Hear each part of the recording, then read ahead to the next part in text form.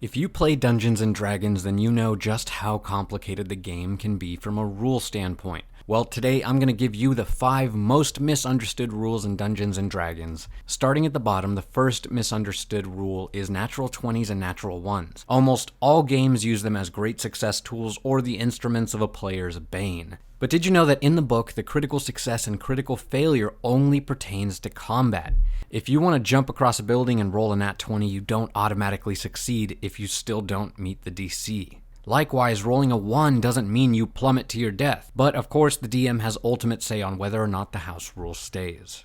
At number 2, we have the confusion of casting 2 spells in 1 turn. This one is a little hard to wrap your head around, but essentially you cannot cast 2 spells in 1 turn unless one spell has a casting time of 1 bonus action. You have not used a bonus action for anything else this turn because you can only take 1 bonus action per turn. The other spell is a cantrip, and lastly, the other spell has a casting time of 1 action. If you don't meet all 4 of those criteria, guess what? You can't cast that second spell. Up third, dark vision does not give you advantage in the dark, nor does it give you great vision in the dark in general.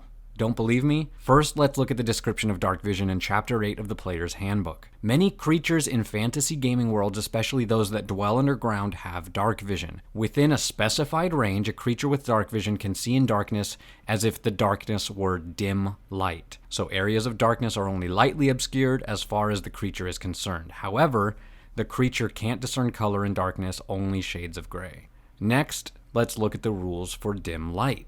Dim light, also called shadows, creates a lightly obscured area. Under the rules for lightly obscured, it states, a lightly obscured area such as dim light, patchy fog, or moderate foliage, creatures have disadvantage on wisdom perception checks that rely on sight. So what does that mean? If you have dark vision, you can see in darkness as dim light, but you still have disadvantage. If you are a PC without dark vision, then you are simply blind. Better get those torches out. Up at number 4, PCs and DMs alike seem to always forget that initiative is a dexterity ability check.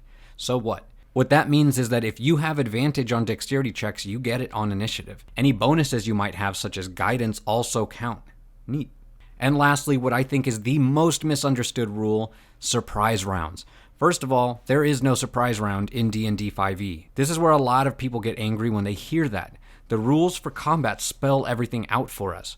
When any character does anything that is considered as an attack, you stop. You determine surprise, establish positions on the map, and then, you guessed it, you roll initiative. Any enemy that is considered surprised by the DM then loses their actions and reactions until their turn ends. So if they skip their turns, why does it matter? Because in cases like with rogue assassins, if the enemy rolls a natural 20 in initiative and the rogue rolls a natural 1, guess what? That enemy is not surprised by the time the rogue's turn comes around and they don't get that assassinate damage.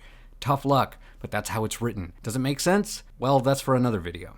And there you have it. Those are our picks for the 5 most misunderstood rules. We hope this helped clear some confusion up. Let us know in the comments, what are some rules you think are most misunderstood?